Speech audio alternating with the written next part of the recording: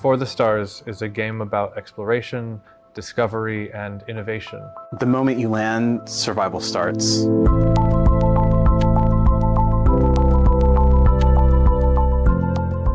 Each world presents its own set of challenges and rewards.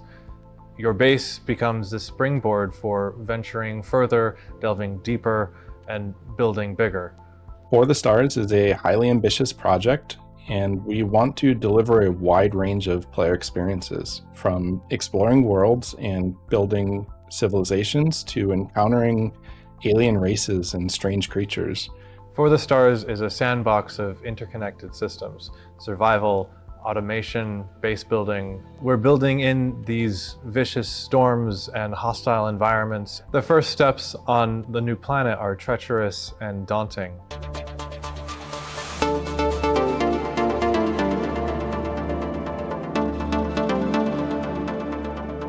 One of the major ways that players invest in their environment is by building factories and automation that leave a lasting mark.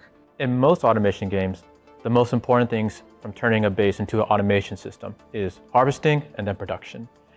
And for the Stars, we want to take that and add a little bit more to it. Traditionally, most factory-based games have logistic chains such as conveyor belts.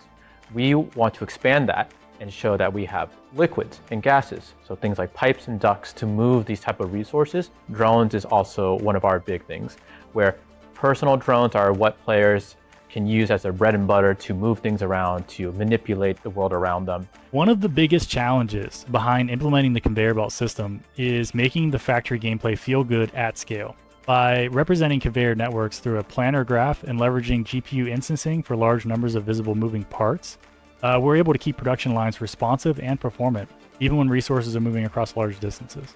You will be able to support a sprawling out multiple arms of production, or keep it compact to make it a very simplified system. As the base grows into a much larger structure, we rely on hierarchical logic to keep simulation efficient.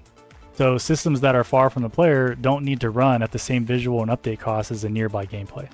We also use aggressive occlusion calling and instancing for building parts. This allows the game to focus rendering and processing power on what the player is actually seeing, making it possible to scale from a small base to a large industrial complex without sacrificing performance. These lines of automation pave the way to self-sufficiency and allow the transition from reactive survival to curiosity.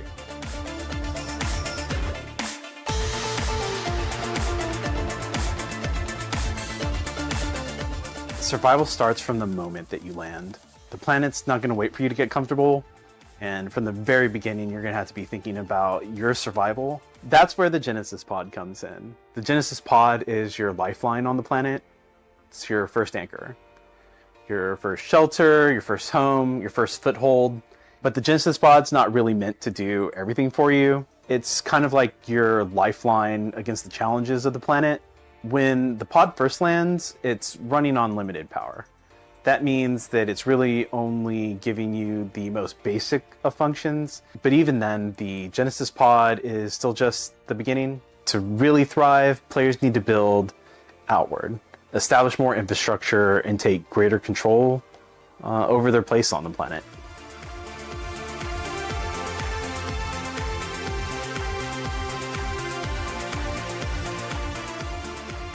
Space is always just trying to kill you. You're engaging with vehicles. It should act as a bit of a safe spot from all of those different things that are actively trying to kill you.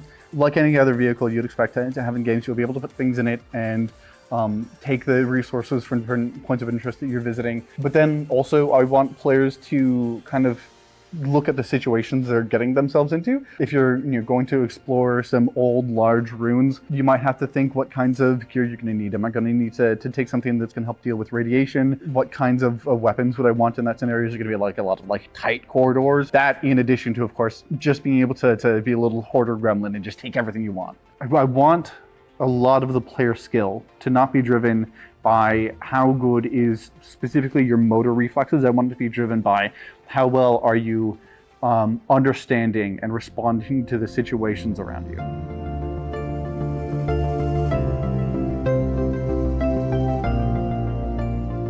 Traditional techniques for building games assume that the world is actually flat. Because our worlds exist on a sphere, we've had to perform significant work to adapt both existing technologies and create entirely new processes to procedurally place content. The size of these planets means that there's plenty of places to explore and go and find, and the procedural generation means that we get to populate it with all kinds of content. It creates variety and replayability. It can help make each planet feel distinct, but it also lets designers focus on rules, themes, and creating key points of interest instead of placing everything manually. To really capture the heart of this experience, we build a layer of context into our locations that allows them to influence each other, reflecting the world beyond. Creatures from a nest may have overrun a nearby outpost. Because our worlds are dynamic, if the player wipes out the creature nest, the outpost could become repopulated with NPCs over time. This means that the experience a player has can change each time they visit a location. Each piece becomes part of a greater whole to tell the story.